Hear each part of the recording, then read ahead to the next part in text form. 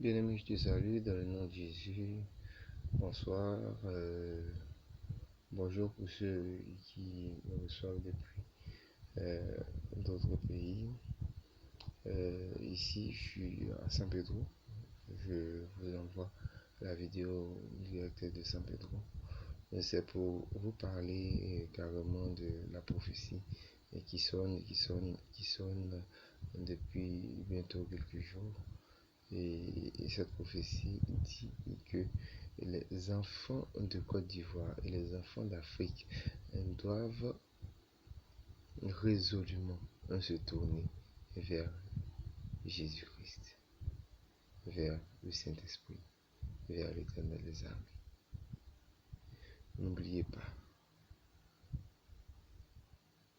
les enfants de Côte d'Ivoire et d'Afrique n'ont pour seul issue de sortir de la pauvreté, de sortir de la misère et des blocages, pour sortir de tout ce que nous vivons comme une situation assez compliquée et que l'Éternel des armées.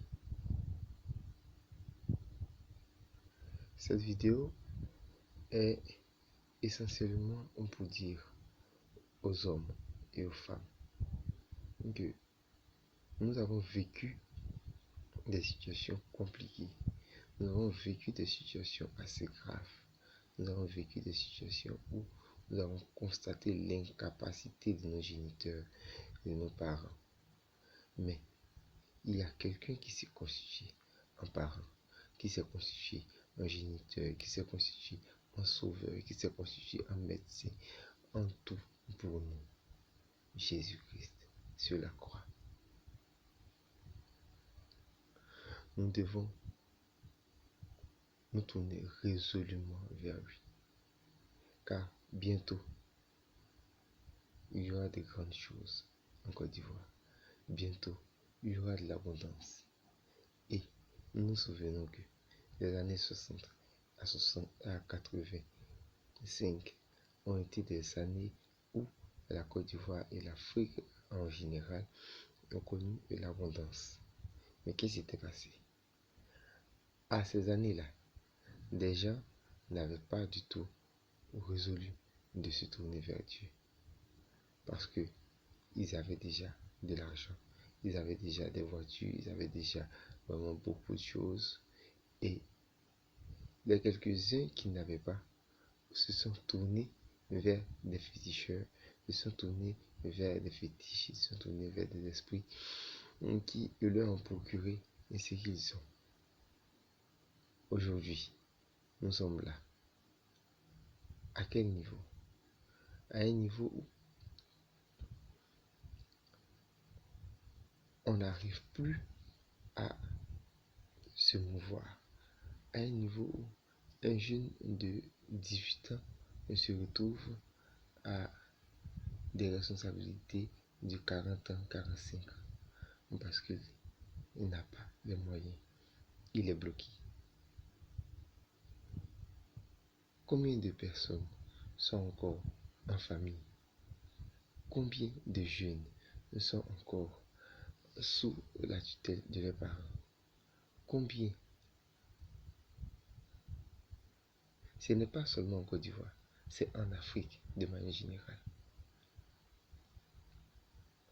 Aujourd'hui, il n'y a pas de blancs qu'on refoule. Il n'y a que des noirs qu'on refoule.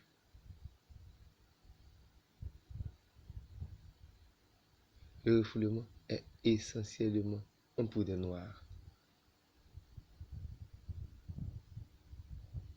On nous chasse.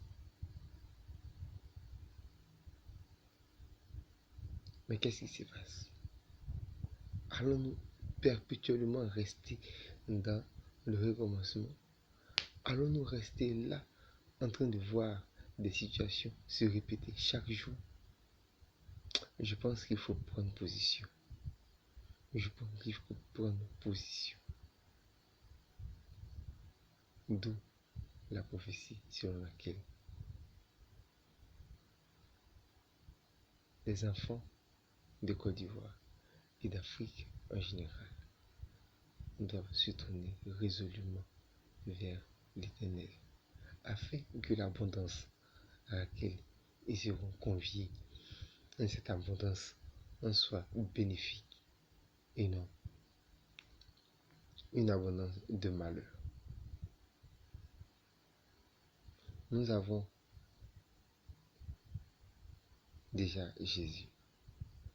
Nous avons eu la capacité et aussi la possibilité d'étudier. Nous avons eu la possibilité de lire et d'écrire. Aujourd'hui, à 70%, l'Afrique est lettrée. Retournons vers le Dieu que nous avons imploré au moment de la détresse. Parce qu'aujourd'hui, il nous dit qu'il y aura beaucoup à manger, il y aura beaucoup à boire, il y aura des festivités.